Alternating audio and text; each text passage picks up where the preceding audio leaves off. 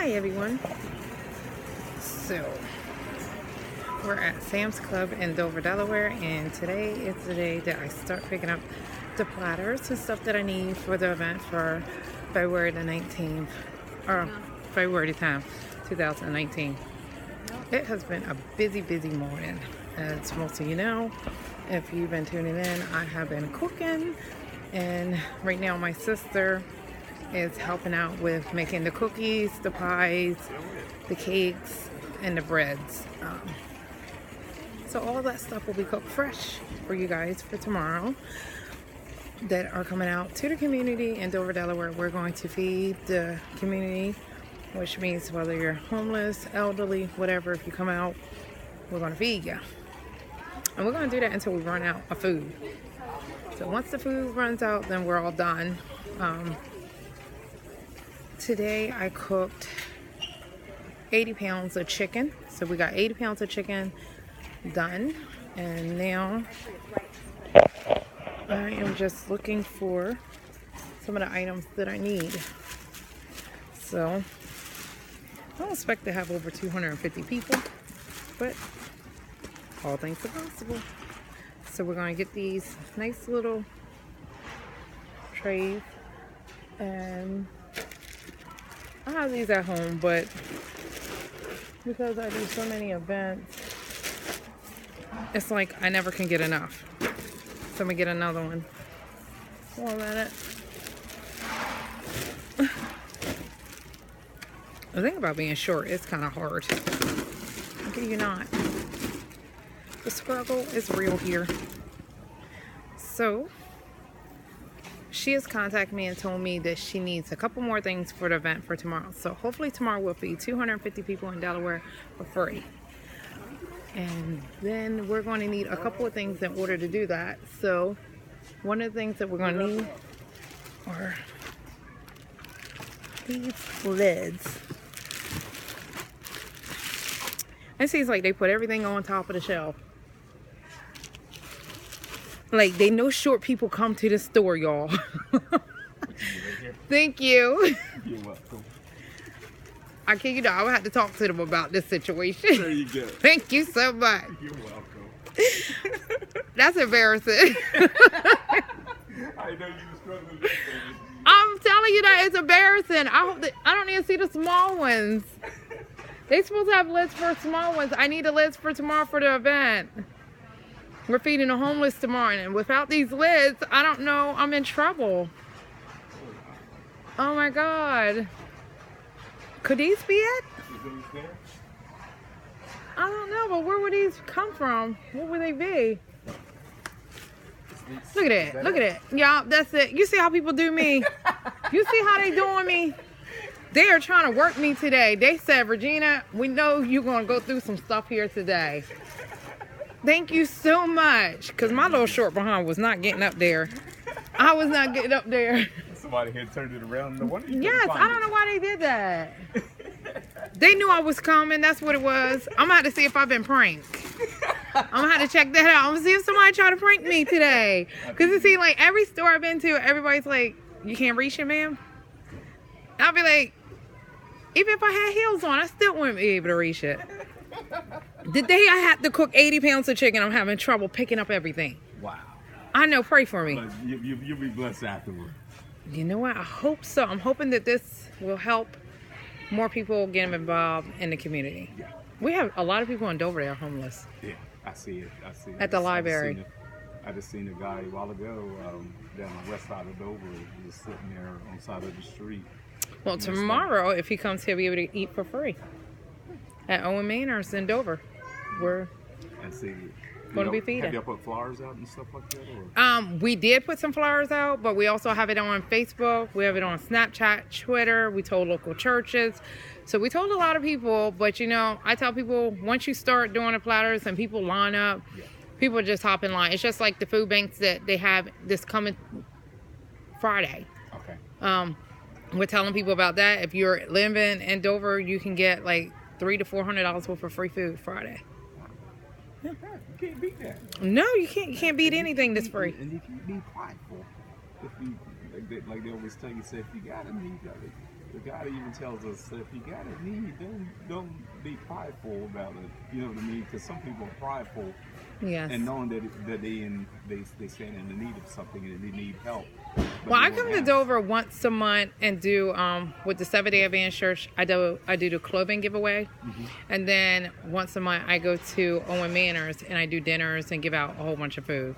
So I've been doing that for who knows how long. This year is the first year we decided to think about getting a building. Okay. So hopefully we'll get a building this year, and that'll solve a lot of problems in Dover.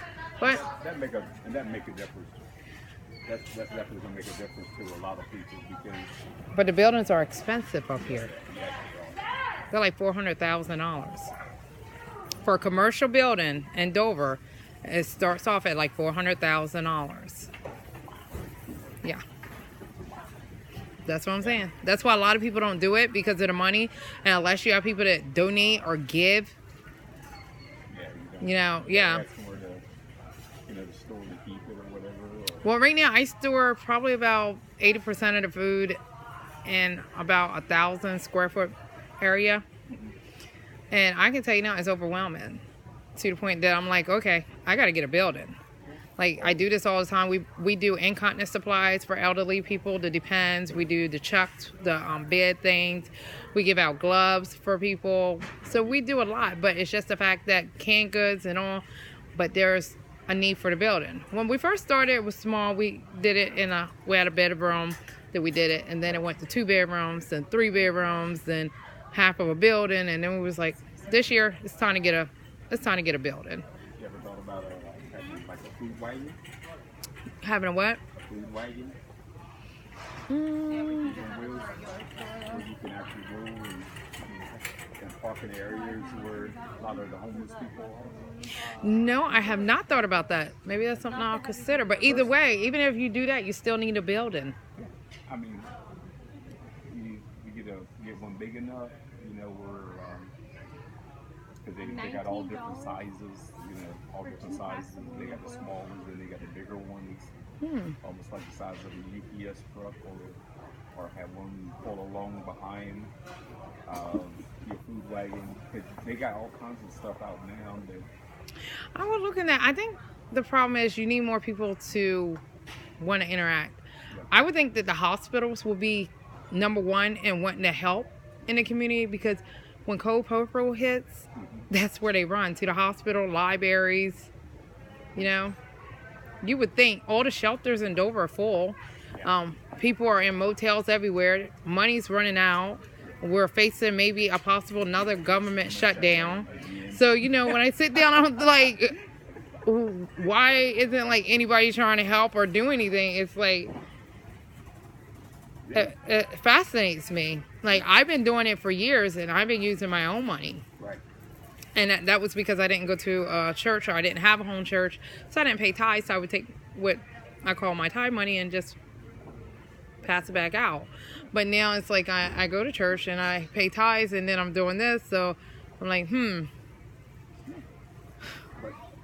you just still gonna get your rewards for doing that. The best reward is when someone looks at you and they're smiling because they finally have a hot meal. For me, that is like, especially, I worked in the medical field for years now, and to hear patients say, Regina, I have to choose between my medicine or eating. I used to say, I'll do the eating part and you get the medicine part. So it's like, it's a lot of people that have to choose every day. Do they want to eat or do they want to get the medicine? Then you have people that serve in the Army and then they get out and can't get a job. They can't get benefits. It's just, we live in a crazy world. Boy, Jesus is going to have to come. Yeah, he's going to have to, because just like I'm struggling to get them lids down, people was really struggling out here. The struggle is hard. So, it's like... Reality, we've been talking, like I said, we've been talking about this for years and years, about this actually happening, and we're actually in it right now. Yeah, we're living in the last days. Yeah, we're living in it. A lot of people say, oh, he ain't here yet. Yeah. Oh, that's because they were all looking for him in 2000 when the Y2K or J hit or whatever. And I'm like, They be like, oh, you better cut your lecture off. I'm like, brother, I'm watching TV right now. I can't be cutting no lecture off. I don't know if he coming tonight. If he coming, he gonna say, what you watching? I'm gonna say, Liz. I'm like, yo, there's not, but it's like always someone saying he's coming, he's coming. Nobody knows the day, the time, the hour, nothing. You just gotta be ready. That's what I tell people. You just gotta be ready. Life is too short for the drama. Life is too short for the craziness. I tell people, you go to work, you know your boss ain't doing right. Just look at him and smile one time. That's all you got to do. And my girlfriend, she thinks I'm crazy. She said, do what? I said, just give him that wink on the side, let him know everything's all right. and see, and people, one thing about people, when you're around people, you deal with people, they already know when they're doing something wrong. And if you just smile at them, just give them a little nod or a smile or wink, whatever, however you do it, they guilt will fall on them. I know. Anyway. They do. My girlfriend, I love her to death, but she thinks I'm crazy. She was like, why do you go out here and waste your time feeding these people? She was like, you keep spending your money. You're never going to get the building. You're never going to get the grant. You're never going to do this. I'm like, you know what? In time, it'll come. Maybe if enough of people see me doing it, they'll help pitch in. But in the meantime, I get to smile and I get to watch them run up to me and shake my hand. And so many of them, sometimes I don't even know who they are anymore. Like, you see so many, you just be like, oh, okay, all right. Well, I'm happy you're happy. That's what I say. You're fine. So. A lot of people, they say, like, even like with the girlfriend, she can't see what you're trying to do. No. See, a lot of people, they don't know what God has laid on your heart to do, you know what I mean? And they're never going to see it. They're never going to see it unless they actually experience it or go it themselves. And a lot of people don't understand. They think you're crazy. They do. Out there. They do. I hear it all the time. They be like, you're going to do what? Tomorrow's supposed to be 21 degrees. You're going to do who? And I be like, put a couple extra socks on, some clothes, whatever. It'd be all right. But, you know, I probably pushed this dream off for so many years. I had my son. I was like, no, I got to focus on him. Then I had another son. Oh, I got to focus on him. I had my third son. I was like, I got to focus on him. After the third one, I was like, freeze. We done. It was nice meeting you, brother. No, that was all. But we were done. But it was like, he was just like, you're chasing a dream that you'll never get. And I know that negative people is not who you want in your life. So that was my next thing. You just let them people walk out. And I remember saying, I'll never forget, my girlfriend said, what did you say? I was like, can I help you get those bags? Let me get the door for you. Mm-hmm. There's no need you stopping somebody that wants to walk out. Let them go. If it's meant to be, they'll come back and then you choose to open that door or not. There you go. I mean, you can peek it open it just a little bit, but oh, it's you. Well, how can I help you? and that's true. I remember my pastor said, shared with us, he said, your inner circle. He said, the people that's in your inner circle, be careful who you let in your inner circle. Mm-hmm. The ones that's closest to you. Now the ones around you, they all right, because you can keep an eye on them from a distance. But the ones that's close to you, those are the ones you don't see coming. Yep. If they hit you like a cobra. That's the sad part. It's the ones that you love, adore, think will never hurt you, never do you wrong. Those are the ones that hurt you the most. Yep. Yep. There are some people in my life I'll be like, wow. Yep. Like, really? Yep. I used to tell my friend, are you for real? And they used to be like, come on now, you had to see that come. I was like, no, I'm like a deer. I see the lights when I ain't moving. Yeah. But it's like, now it's like, I focus on just me and my kids and starting the funds to do this building. And that's my goal. Hopefully, yeah, we're doing a big one in Dover. So we're hoping and praying that Channel 16 News will come. Like, they had contact us back to ask us where it was located. So we're hoping that maybe people will say, okay, whatever. Because, you know, I don't mind paying a mortgage on a building. That doesn't bother me. But it's the fact that a lot of these buildings, they want you to have so much money down. Like, the one building that we were looking at, it was like $400,000 right here in Dover. And the lady was like, I'm telling you, if you come in here with like $50,000, they're not going to turn you down. Even if they don't think you can make the mortgage, they're going to allow you to get it. And I was like, yeah, because they know that you'll lose it. So why put yourself in that predicament?